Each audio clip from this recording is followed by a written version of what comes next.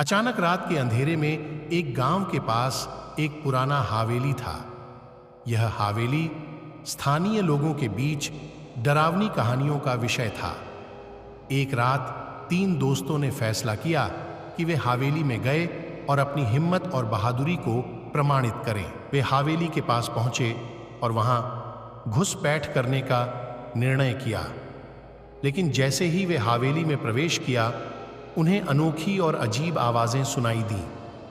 धीरे धीरे वे घर के अंदर आगे बढ़ते गए और उन्हें आधा दरवाजा खुला हुआ दिखाई दिया। तीनों ने अविश्वास से उन्हीं दरवाजे को खोला और अंदर घुसे। उन्हें घर के अंदर अंधेरे में सिर्फ एक चिराग जलते हुए मिला और वे स्वयं को विचलित महसूस करने लगे।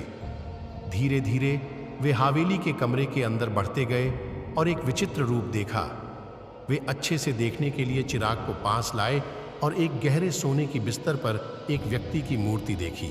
तब एक चीख उनके कानों में गूंजी और उन्हें पता चला कि मूर्ति उठ रही है।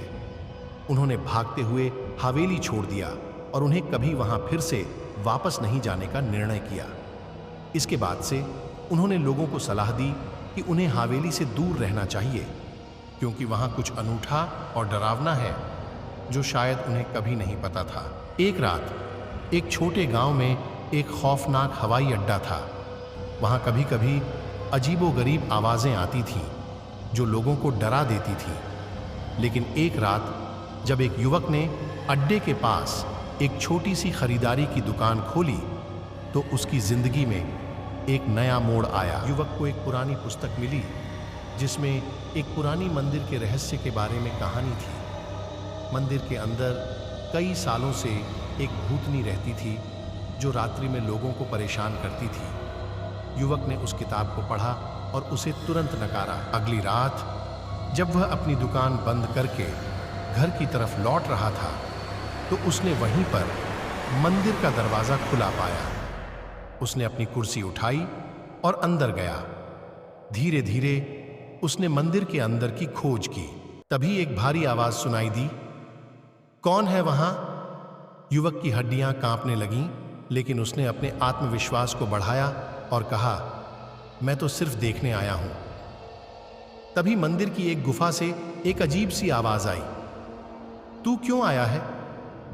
युवक ने चुपचाप गुफा की तरफ देखा और वहां उसने एक भूतनी को देखा। भूतनी ने हंसते हुए कहा, तू यहां आने की क्यों कोशिश कर रहा है? तेरे पास मेरे सामने कोई सबूत नहीं है। युवक को धमकाया गया और वह भागने लगा। उसने घर वापस लौटते हुए सोचा, यह कैसी खौफनाक रात थी।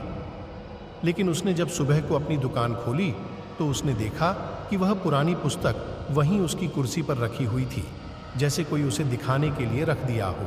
उसने घर वापस लौटते हुए सोचा, यह कैसी खौफनाक रात थी। लेकिन उसने जब सुबह को अपनी दुकान खोली, तो उसने देखा कि वह पुरानी पुस्तक वहीं उसकी कुर्सी पर रखी हुई थी, जैसे कोई उसे दिखाने के लिए रख दिया हो।